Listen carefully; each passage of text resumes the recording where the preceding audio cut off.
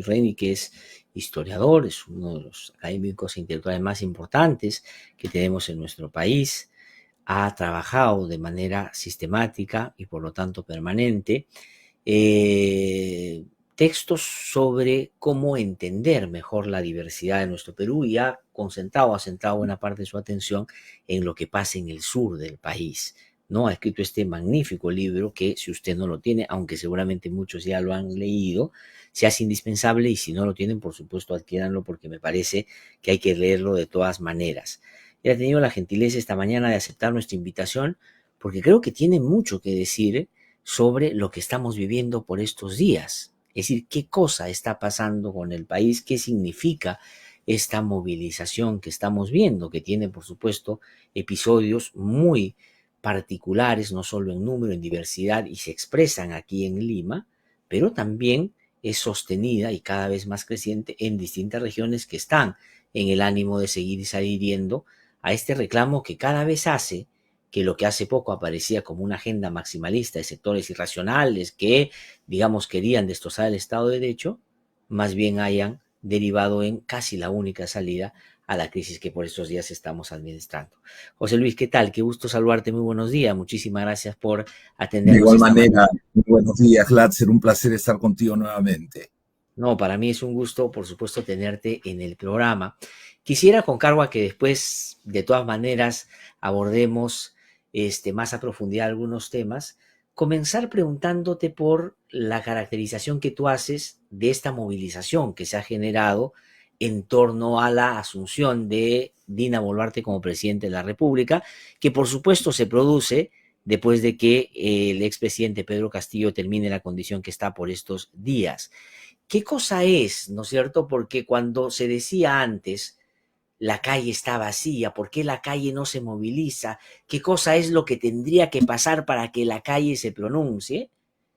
No creo que muchos imaginaron que este era el tipo de calle que se iba a movilizar. Tal vez muchos pensaban en algo tipo noviembre del 20, jóvenes, citadinos, indignados, ¿no? Pero no este movimiento. ¿Qué dirías que es lo que está pasando? Desde la movilización, digo, ¿no? Sí, Gladser, yo soy historiador y no estoy en el Perú. He escuchado a algunos colegas avanzar algunos criterios eh, interesantes, pero me parece que es demasiado temprano como para hacer una caracterización completa de lo que estamos viviendo. Yo lo pondría en la dimensión del reto que tenemos los que hacemos investigación para advertir hacia dónde va el proceso político y tomando como referencia un célebre libro de José Matos Mar que se llamaba El desborde popular, llevando agua para mi molino, perdón la vanidad. Yo diría que estamos entre el desborde popular y la nación radical. Es decir, Matos Mar describía un fenómeno que era producto de la demografía, de la migración, de estructuras sociales que hacían inevitable una andinización del país que ponía en crisis al Estado criollo. Y creo que en los últimos años, y a mí me tocó, digamos, vivir ese reto a partir de mi propio ángulo investigativo, comenzamos a necesitar algunos conceptos más directos que ya no simplemente descubrieran lo que le podía pasar al Estado criollo si es que, sino que necesitábamos, un poco volviendo a los años 20, volver a, a un concepto dinámico, activo, tipo pues empecé en los Andes de Valcárcel y a mí se me ocurrió llamarlo la nación radical, es decir, un fenómeno que parafraseando al historiador Steve Stern, nace desde dentro y en contra del Estado criollo, ¿no? Uh -huh. Yo hasta este momento es la manera en que yo veo las cosas y en las intervenciones públicas que programas como el tuyo tienen la gentileza de brindarme, trato de ser lo más responsable posible y presentarme como un investigador que como producto de un trabajo de investigación durante una cantidad de años, articuló un concepto que la realidad hoy día está poniendo sobre la mesa como una de las posibles definiciones de esta Sí, situación. ¿Cuál es el tema entonces? Hacia el Bicentenario, muchos colegas de la comunidad de historiadores que habían estado mirando las cosas desde el centro del sistema político, se apresuraron a reformular el concepto de república en términos que ya Jorge Basadre había delineado en los años 30, y esto terminó siendo parte del discurso oficial por un rato, para ser rápidamente tomado y llevado hasta el extremo en que la república se convierte en la defensa del orden legal y en la justificación de una represión brutal, a algo que para mí se presenta como una oportunidad de cerrar una profunda brecha política entre ujú, esta nación radical que emerge de abajo y la república que nos hemos dado como forma jurídico, político, administrativa por 200 años. ¿Por qué nación radical? No por la influencia de asusadores, no por textos leídos, no por ideologías, sino básicamente radicalismo que proviene de la vida, radicalismo que proviene de la experiencia, radicalismo que proviene de la historia, radicalismo que proviene de del hartazgo. Un gran ujú. movimiento de indignados que no tenemos todavía claro cómo bautizarlo y cuya dinámica interna tenemos problemas todavía para entender a fondo. Ujú. Ahora, yo te agradezco mucho, José Luis, por esta, digamos, esta presentación inicial, porque creo yo que haces anotaciones claves para entender lo que hoy día está expresando este movimiento. Y claro, mi pretensión en la pregunta no era un análisis sola y únicamente coyuntural, aunque tiene consecuencias, por supuesto, en la crisis que estamos viviendo, pero tiene antecedentes y quiero hacer notar algunos de ellos, tú ya los has mencionado. Por ejemplo, esto de que el sur del país y en particular Puno, Cusco, que están hoy día centralmente movilizados, no necesitan de asusadores para generar ese nivel de organización que por supuesto es constitucionario en su relacionamiento cotidiano, ¿no es cierto? Y a Mm. mí me consta, y yo lo he podido apreciar en algunos otros episodios. El tema de Sendero Luminoso para el sur del país es particularmente una ofensa que te vinculen a un sector que más bien en el sur se combatió de una manera muy valiente y se evitó pudiera tener las consecuencias que tuvo, por ejemplo, en Ayacucho, más iba hacia el centro.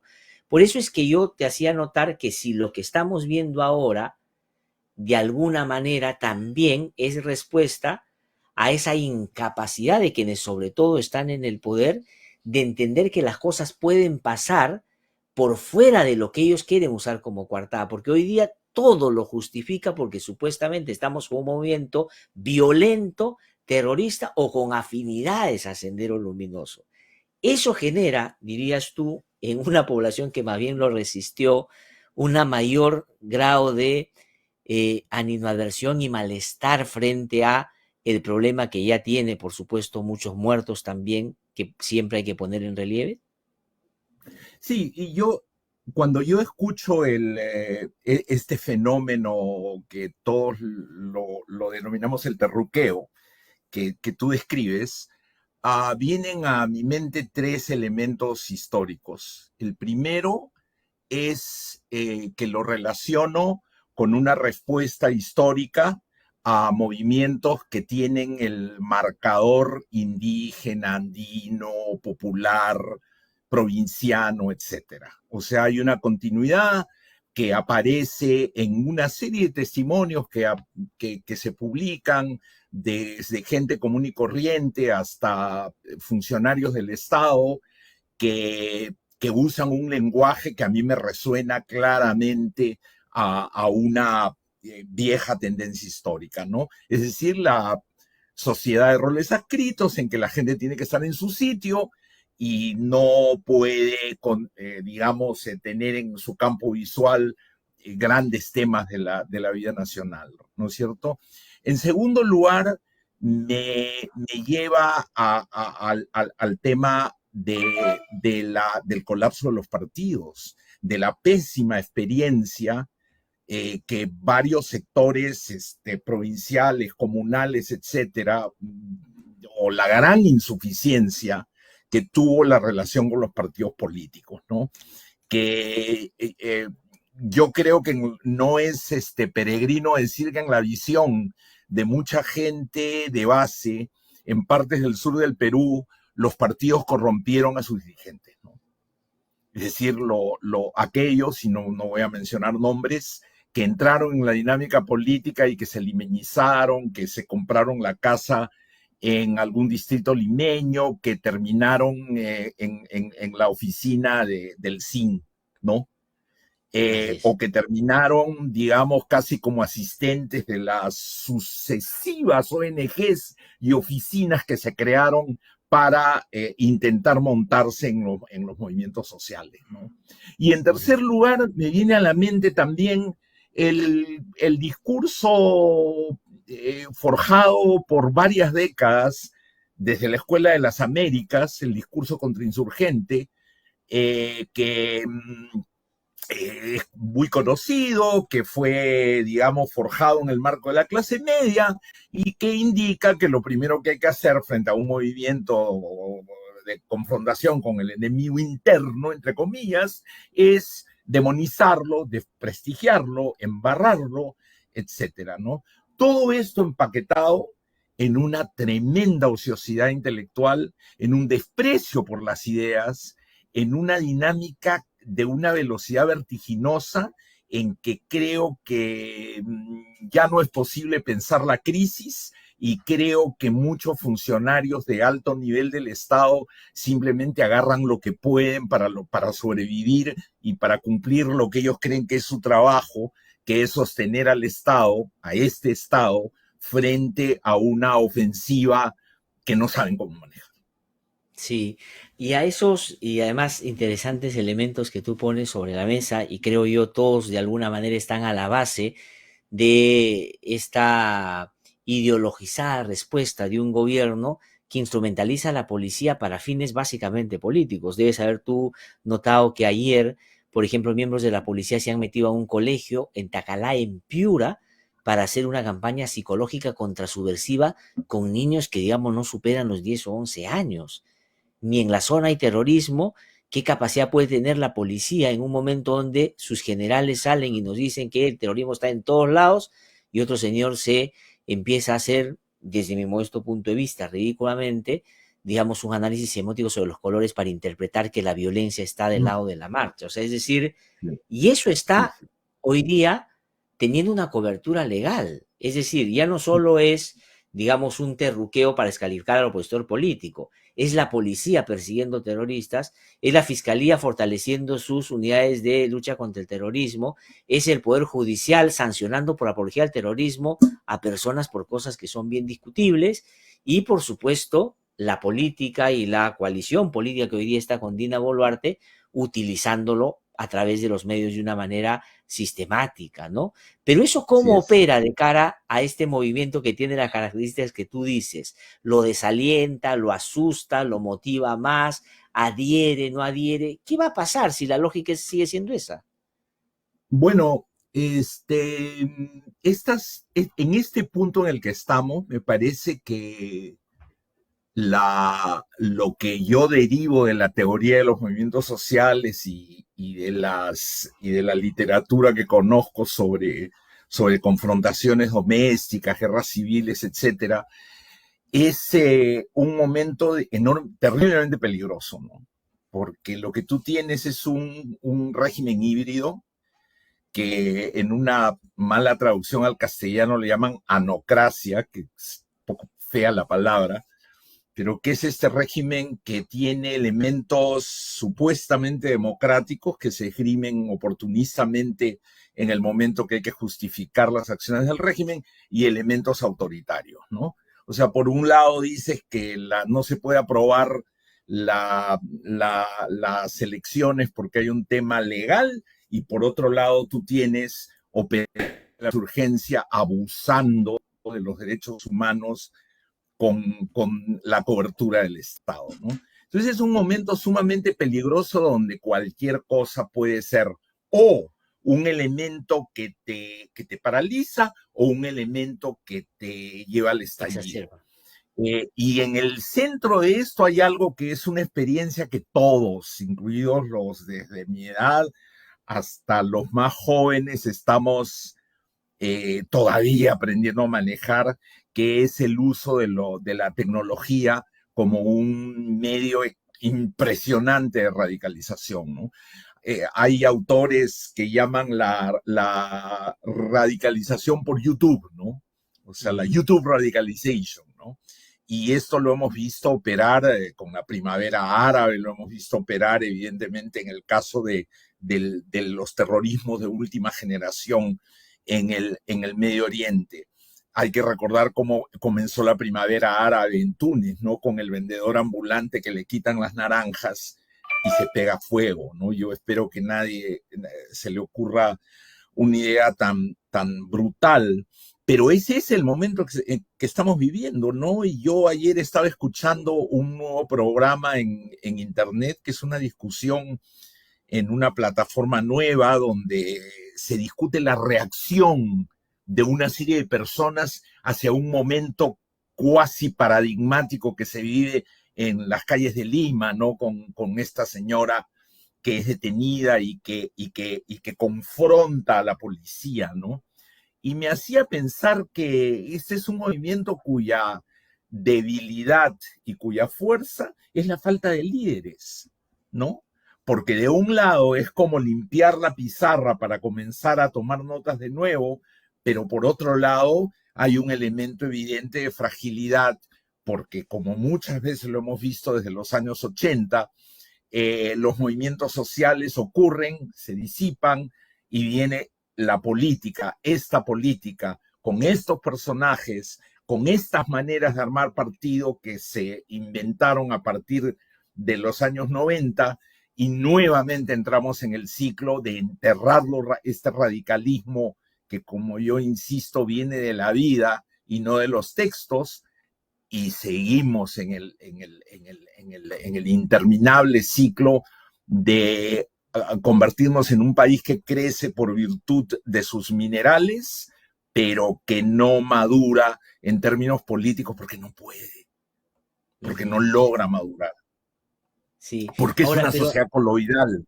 aquella sobre la cual prevalece.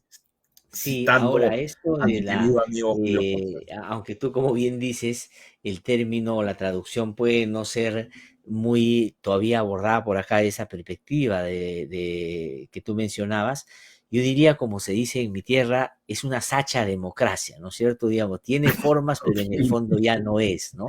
Pero quisiera Está más yo anotar simpática dos esta traducción. cosas que me parece que son importantes también, ¿no? Y que tiene que ver con, y eso a mí me llama la atención, porque todas las movilizaciones sociales que se han producido en el Perú, esta y algunas otras previamente por otros motivos, todas, digamos, nacen en el interés de quienes después se manifiestan, ¿no? De usar la vía institucional. Es decir, no hay ninguna movilización que no haya buscado, primero, una salida institucional. No digo que la movilización no lo sea, porque la protesta es un derecho constitucional, sino estoy diciendo, por ejemplo, ir a votar en las elecciones y elegir a uno a quien le parece. Entonces tienen que respetar tu voto, así no te guste. Entonces le quisieron robar el voto. Después les anularon el referéndum. Después les anulan la posibilidad de discutir la nueva constitución. Entonces es como que les van cerrando la vía institucional cuando ellos tienen la vocación de usarla. Eso por un lado. Y por otro lado, el anular la posibilidad de hacer política, sobre todo en un sector de nuestro país que, pese a la caracterización que tú has hecho y que yo coincido, es muy político. O sea, es muy político. Digamos, el papel de la Así iglesia es, en el sur ha sido fundamental. Es una lógica política, ¿no? También. así es, Entonces, ¿cómo así puede es. ser posible que el Estado le diga, ciérrale todas las puertas institucionales? Y después, ¿qué van a decir estos de política? Eso lo que deberían estar es extendiendo la mano y diciendo, señora Dina, queremos agua, queremos desagüe, queremos puente. No, pero la gente quiere otras cosas. ¿Eso qué te parece? Porque eso no solo tiene, digamos, una consecuencia ahora, sino es Bueno, también histórico, ¿no? yo creo que esa es la clave, ¿no? Mira, yo escribí un libro previo una nación radical que tú has tenido la gentileza de mostrar y referirte a él con palabras que recibo con mucho orgullo y placer, que se llamaba La batalla por Puno, conflicto agrario y nación en el Perú. Ese libro salió en el año 2004 Ujú. y no es por darme la de víctima, pero no pasó, se leyó y ahí quedó. Y de repente como que se redescubre, ¿no? ¿Qué es lo que a mí me alegra más de ese redescubrimiento? Que es un libro escrito por un investigador nacido en Lima, en el RIMAC, para ser más preciso, que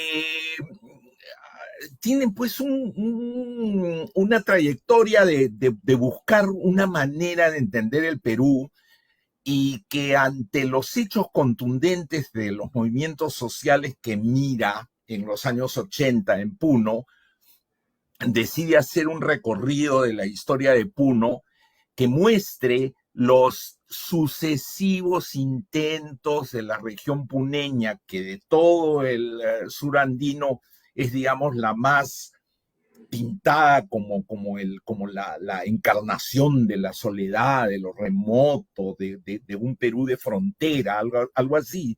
Los sucesivos intentos por convertirse en un actor político, por participar en el sistema político.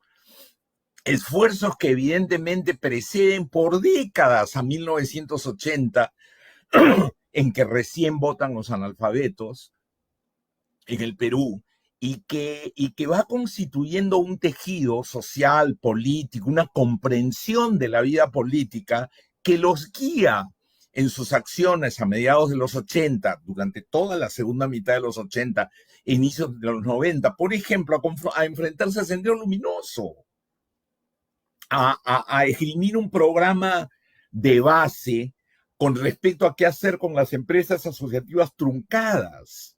Así es. Ahora, tú habrás visto en los últimos días en la PADIA, en diversos organismos de la derecha peruana, que se trata de presentar el caso de Puno como un problema de autoridades corruptas. Ujú. Es decir, no han gastado lo que debieron gastar. Se les dio el canon, que es en el fondo una aseveración de el afán por culpar a las regiones por el fracaso del Estado peruano y negar la posibilidad de que lo que es lo más hiriente y lo más delicado, que los movimientos que vienen de zonas tan remotas como Puno están planteando el problema del poder en el Perú. Así es, Y claramente, esto es claramente. insólito, insoportable, inmanejable. E inclusive los propios representantes de Perú Libre no logran articular un punto de vista coherente porque están entre lo legal, lo ilegal, el movimiento social, el Estado, etcétera, y no tienen una orientación clara que les permita salir del enredo en que están. Una Ujú. tras otra se escuchan las entrevistas y llega un punto en que no sabes quién es quién. Como Sí, yo no pues. estoy al tanto exactamente de los nombres, termina diciendo, y este es fujimorista. No, resulta que era de Perú Libre. ¿Me dejo entender? Entonces, lo que Sí, sí, tenemos es sí. un movimiento de bases, por lo tanto delicado, por lo tanto vulnerable, por lo tanto de difícil predicción, y que es una enorme oportunidad de democratización del país y que, y que lo tenemos ante nuestros ojos y tal vez estamos viviendo la posibilidad extraordinaria de preguntarnos dónde nos colocamos, cómo confrontamos esa situación. Lo que está viviendo Sí. el Perú es excepcional. Sí, no, y como tú bien dices, debería ser, como se dice de manera más coloquial, de tu debilidad tu virtud, o sea, en medio de la crisis, sacar usar la ventana de oportunidad y canalizar esto debidamente, porque si no, Totalmente, los episodios que se totalmente. vengan van a ser menos incontenibles en términos de lo que nos puede Por traer. supuesto que sí. Ahora, yo también decía, y esta es una cosa que a mí me parece hasta irracional desde la perspectiva política, aunque lo irracional marca mucho la pauta en ese ámbito o esfera, es el poco entendimiento del comportamiento de, por ejemplo, Puno frente a hechos históricos que cuestionan de hace bastante tiempo, ¿no? Por ejemplo, su pedido de asamblea constituyente, una de las zonas donde menos o se votó más por el no de la constitución del 93 fue en esa zona. Es decir, hay un rechazo de arranque frente a la imposición que hubo en ese momento en el gobierno de Fujimori.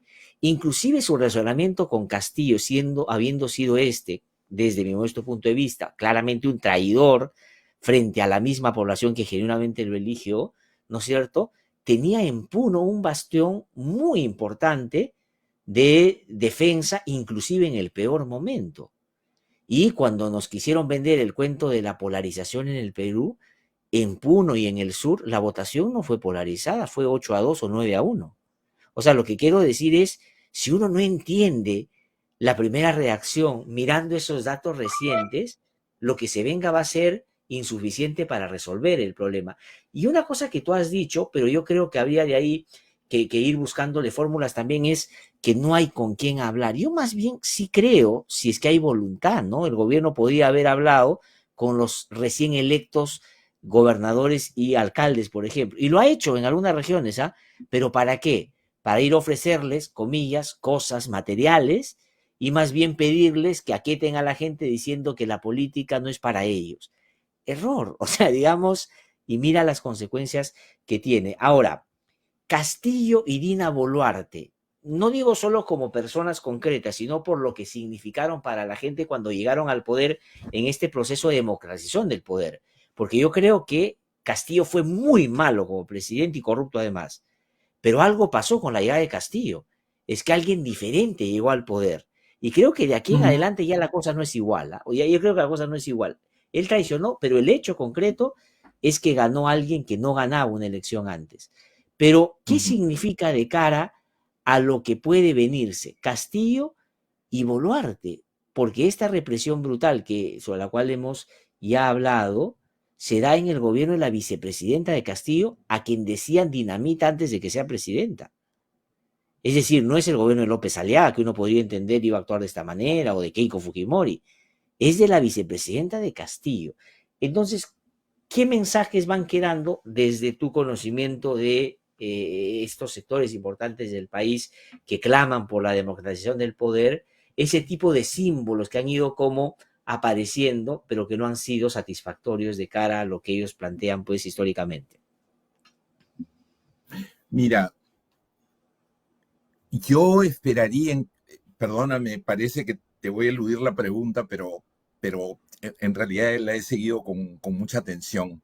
Yo espero que en ese momento haya en la Universidad de Puno, en la Universidad Nacional del Altiplano o en grupos estudiantiles, gente que se esté planteando cómo se ven las cosas desde las comunidades rurales, cómo se toman las decisiones, cómo se ve a los políticos, porque si tú escuchas el discurso de la señora, creo que se llama Aida Aroni, Aroni, sí.